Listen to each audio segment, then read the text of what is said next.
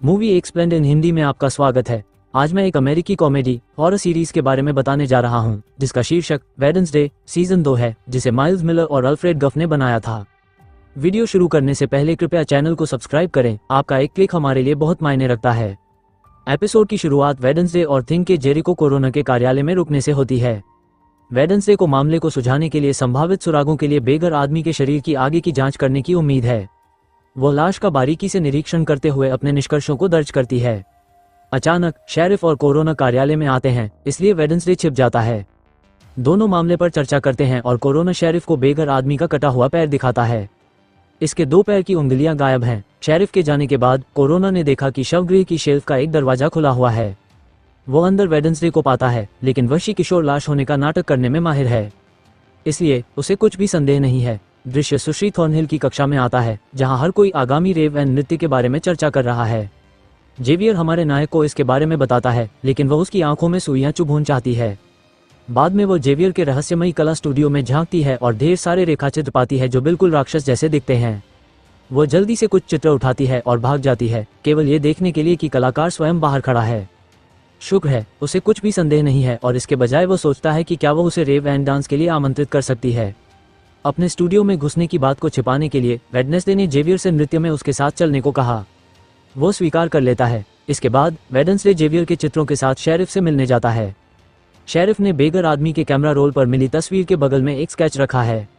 यह एक मैच है। शेरिफ अनिच्छा से उसके साथ काम करने के लिए सहमत होता है यदि वो पर्याप्त सबूत लाती है। हालांकि उसे जेवियर पर शक है। आखिरकार वो कलाकृति को जीवंत कर सकता है। इस बीच एनिट कॉफी शॉप में लुकास से मिलती है। लुकास मेयर का बेटा है और एक बदमाश है। वो एनिट को रेव एंड में चलने के लिए कहता है, जिसे वो तुरंत स्वीकार कर लेती है। वेडनेसडे टाइलर से मिलती है, जो उसमें रोमांटिक रुचि व्यक्त करता है। वो उसके साथ नृत्य में भाग लेना चाहता है। हालांकि वेडनेसडे का दावा है कि उसे प्राथमिकता देनी चाहिए, जिससे टाइलर की भावनाएं आहत होती हैं।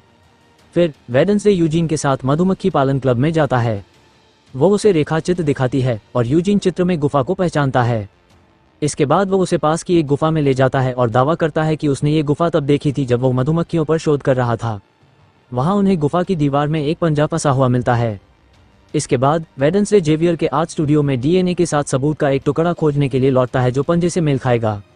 वो एक खून से सना हुआ कपड़ा ढूंढती है और उसे अपने बैग में रख लेती है।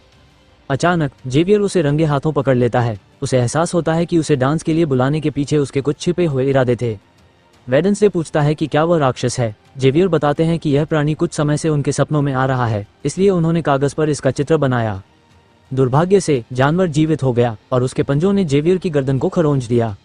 यह एहसास होने पर कि वेडनेसडे ने उसे धोखा दिया है, जेवियर गुस्से में उसे बाहर निकाल देता है। बाद में हमारी गोत लड़की शेरिफ की मेज पर पंजा और खूनी कपड़ा गिरा देती है। फिर वो उसे उन पर परीक्षण चलाने का आदेश देती है। इस बीच थिंग वेडनेसडे के टाइपराइटर पर सावधानी से एक नोट टाइप करता है और टाइलर को पढ़ने के लिए कॉफी शॉप में छोड़ देता है। ये रेव एंड नृत्य की रात है, जबकि अन्य छात्र ग्लैमरस पोशाक पहनकर कार्यक्रम में भाग लेते हैं। वेडनेसडे यूजीन के साथ गुफा अनुसंधान करने की योजना बनाता है। अचानक टाइलर एक गुलदस्ता लेकर उसके दरवाजे पर दस्तक देता है। पता चला कि थिंग ने टाइलर के लिए एक कोमल माफीनामा तैयार किया और उसे वेडनेसडे को नृत्य के लिए फुसलाया। वो एक खूबसूरत काला गाउन भी पाने में कामयाब रहे। शुरुआत में वेडनेसडे थिंग से नाराज है क्योंकि वो उसकी जानकारी के बिना काम कर रहा है। हालांकि जब वो शानदार पोशाक देखती है तो सब माफ हो जाता है। टाइलर उस समय मोहित हो जाता है जब वो हमारी नायिका को उस पोशाक में देखता है। दुख की बात है कि यूजीन ये देखकर हैरान रह जाता है कि वेडनेसडे ने अचानक अपनी योजना बदल दी है। वो उसे आश्वस्त करती है कि वे अगले दिन अपनी जांच फिर से शुरू करेंगे। वो उससे अकेले जंगल में न जाने का भी आग्रह करती है। हालांकि वो उसके आदेश की अवहेलना करता है और एकल खोज पर निकल पड़ता है। डांस फ्लोर पर हर कोई वेडनेसडे को इतनी खूबसूरत पोशाक में देखकर दंग रह गया। जेवियर उसके लिए अपनी भावनाओं को रोक नहीं पाता, इसलिए वो उसके पास जाता है। वो अंततः उसे अपने और शेरिफ के बेटे के बीच चल रहे मनमुटाव के बारे में बताता है। उसके बाद वेडनेसडे टाइलर को जेवियर के साथ अपनी बातचीत के बारे में बताती है। हमें पता चला कि टाइलर बदमाशों के साथ घूमता था। उन्होंने पिछले साल आउटरीच दिवस के दौरान जेवियर की दीवार पेंटिंग नष्ट कर दी और उस पर हमला किया। टाइलर बताते हैं कि वो अब वो व्यक्ति नहीं रहे। वेडनेसडे उसे दोष नहीं देती है, दावा करती है कि वो और आगे जा सकती थी। इस बीच हम लुकास को अपने दोस्तों को संदेश भेजते हुए देखते हैं, जो जोसेफ क्रैकस्टोन की मूर्ति को जलाने के लिए बहिष्कृत लोगों से बदला लेने की योजना बनाते हैं। इसके बाद वेडनेसडे ने फर्श पर अपने असाधारण गोत नृत्य कदम प्रदर्शित किए, जिससे सभी आश्चर्यचकित हो गए। जंगल में कहीं और यूजीन गुफा स्थल पर लौट आया है। वह देखता रहता है कि कोई उसमें आग लगा रहा है। डांस में वापस आकर लुकास और गुंडे डांस स्थल पर स्प्रिंकलर चालू कर देते हैं, जिससे चारों तरफ लाल तरल पदार्थ छिड़क जाता है। डांस फ्लो अब लाल रंग में डूब गया है। हर कोई चिल्लाता है और भागने की कोशिश करता है, लेकिन वे बार बार गिर जाते हैं। अचानक वेडनेसडे को भयभीत यूजीन और उसकी मृत्यु का एक दृश्य दिखाई देता है। बिना समय बर्बाद किए वो उसे ढूंढने के लिए जंगल की ओर दौड़ती है। इस बीच यूजीन राक्षस की गुर्राहट सुनकर उससे भागने की कोशिश करता है। वेडनेसडे ने उसे पुकारा, लेकिन कोई फायदा नहीं हुआ। दुर्भाग्यवश जीव यूजीन पर हमला कर देता है, इससे पहले कि वो उस तक पहुंच पाती। जब वह यूजीन को पाती है तो वो सिर से पैर तक खून से लथपथ होता है। कक्षा अध्यापिका सुश्री थॉर्नहिल भी घटनास्थल पर पहुंचती हैं और पूछती हैं कि क्या वह जीवित है। अगले दृश्य में हम वेडनेसडे को अपने पिता की पुलिस फाइल पलटते हुए देखते हैं। हम 32 साल पहले एक तूफानी रात में वापस जाते हैं, जब युवा लारिसा ने नेवर्मो आंगन में एक मृत शरीर पाया। युवा गोमेज तलवार पकड़े हुए कुछ मचान पर खड़ा है। वो खून से लथपथ है। हम पुलिस को गोमेज को ले जाते हुए देखते हैं, जबकि युवा मोटिसिया कबूल करती है कि उसे उससे इतना प्यार कभी नहीं हुआ जितना उसे हत्या के लिए हथकड़ी लगते हुए देखने से हुआ। अब हम नेवर्मो के पेरेंट्स वीकेंड के लिए वर्तमान में हैं। गोमेज, मोटिसिया, पेक्सले और लच हमेशा की तरह शानदार अंदाज में पहुंचे। प्रिंसिपल लारिसा सभी आए हुए परिवारों और उनके छात्रों के लिए भाषण देती हैं। एनिड अपने वेयरवुल्फ परिवार के प्रवेश पर शोक मनाती है। निश्चित रूप से एनिड की मां तुरंत अपनी बेटी की आलोचना करती है, अर्थात अपनी लाइकंथ्रोप क्षमताओं को विकसित न करने के लिए। इस बीच मोटिसिया और गोमेज अपनी बच्ची से मिलते हैं और उससे नेवर्मो में बिताए समय के बारे में पूछते हैं। हम बियांका की मां गैब्रिएल को भी इस कार्यक्रम में उपस्थित देखते हैं। बाद में मोटिसिया लारिसा की सालाना किताब को पढ़ती है और प्यारी यादें ताज़ा करती है। उन्हें याद है जब लारिसा और मोटिसिया ने टैलेंट शो के लिए प्रदर्शन किया था और लारिसा की जूडी गार्लैंड की छाप बिल्कुल सटीक थी। प्रिंसिपल लारिसा ने एडम्स क्रू को सूचित किया कि वेडनेसडे का चिकित्सक चाहता है कि वे एक समूह सत्र में भाग लें। एडम्स उपचार करवाने के लिए सहमत हो जाते हैं। इस बीच शेरिफ गैल्पिन कॉफी शॉप में अपने फोन पर राक्षस के पंजे पर डीएनए परीक्षण के बारे में पूछ रहा है। वो एडम्स परिवार की चमकदार काली कार को आते हुए देखता है। फिर शेरिफ को मेडिकल परीक्षक डॉक्टर अनवर के बारे में एक कॉल आती है, जिसने आत्महत्या कर ली है। इसके बाद एडम्स कबीला डॉक्टर वैलेरी किनबोर्ड के साथ समूह चैट के लिए बैठता है। पेक्सले ने माना कि उसे अपनी बहन की याद आती है, जैसा कि गोमेज और मोटिसिया को भी है। लेकिन वेडनेसडे को कुछ और ही होने वाला है। वो अपने पिता की पुलिस फाइल निकालती है और कुछ जवाब मांगती है। गैरेट गेट्स कौन है और गोमेज ने उसे क्यों मारा? क्रोधित मोटिसिया ने अपनी बेटी को इस जानकारी को खोजने के लिए फटकार लगाई। यह एक पुराना मामला है और गोमेज के खिलाफ आरोप हटा दिए गए हैं। क्रोधित होकर मोटिसिया बाहर निकल जाती है। फिर वेडनेसडे अपनी मां से कहती है कि वो इस बात की गहराई से जांच करने की योजना बना रही है कि क्या मां उसका समर्थन करती है। इस बीच बियांका कॉफी शॉप में गैब्रिएल से मिलती है, जो शहर में अपने आने का असली कारण बताती है। गैब्रिएल मॉर्निंग सॉन्ग नामक एक पंथ का नेतृत्व करती है, जहां वह पैसे के लिए लोगों से छेड़छाड़ करती है। हालांकि उसका मोहक गीत कमजोर पड़ रहा है। उसने गिदोन नाम के एक लड़के से शादी की जिसे बियांका घृणा करती है, और वे दोनों उम्मीद करते हैं कि बियांका, जिसने नेवर्मो पहुंचने पर अपना नाम बदल लिया था, जल्द ही घर आ जाएगी।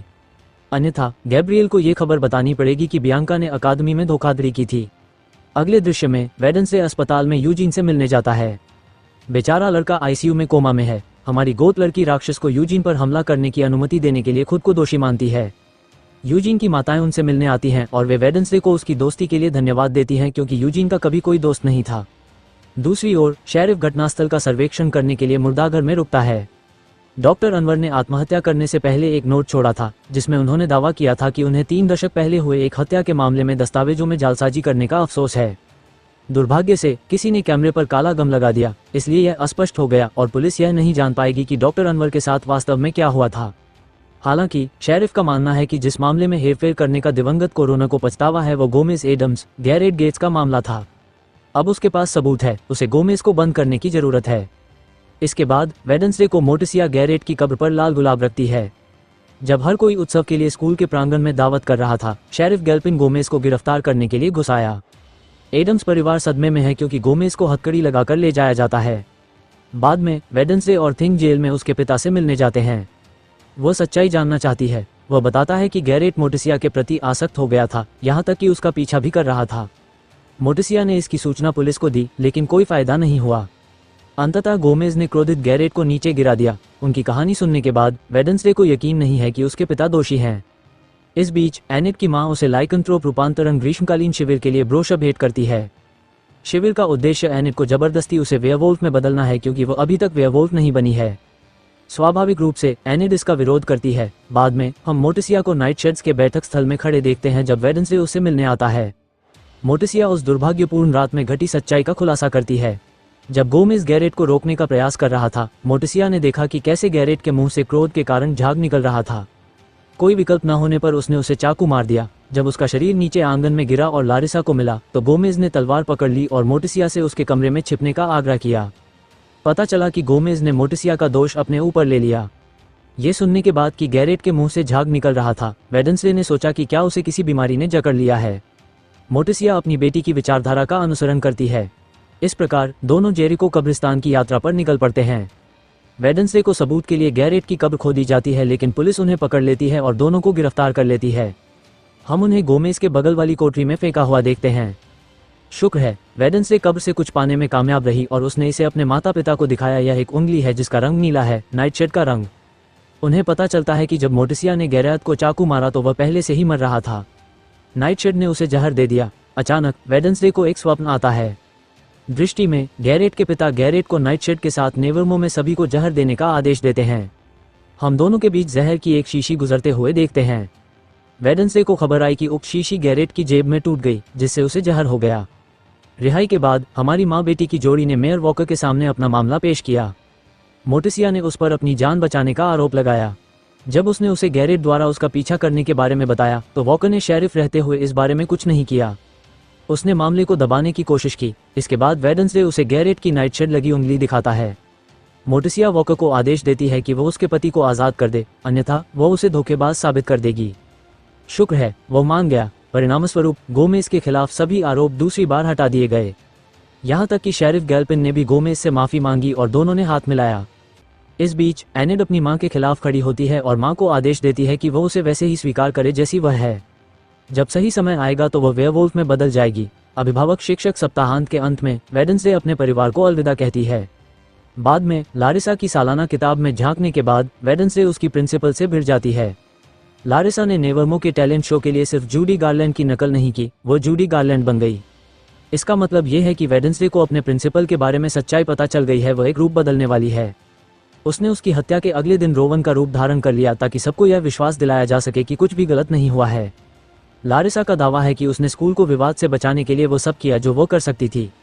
वेडनेसडे ने आकार बदलने वाली प्रिंसिपल से पूछा कि वह यूजीन की सुरक्षा कैसे कर रही है। अचानक लारिसा और वेडनेसडे को बाहर शोर और चिल्लाने की आवाज सुनाई देती है। उन्हें स्कूल के लॉन पर आग से लिखा हुआ संदेश आग बरसेगी मिलता है। ये वेडनेसडे सीजन 2 श्रृंखला के लिए मेरा स्पष्टीकरण है। तो दोस्तों, आप लोग इस सीरीज के बारे में क्या सोचते हैं कमेंट में लिखें। इस तरह के और वीडियो के लिए चैनल को सब्सक्राइब कर ले, नोटिफिकेशन चालू करें और चैनल की मदद करने के लिए लाइक करें। देखने के लिए धन्यवाद।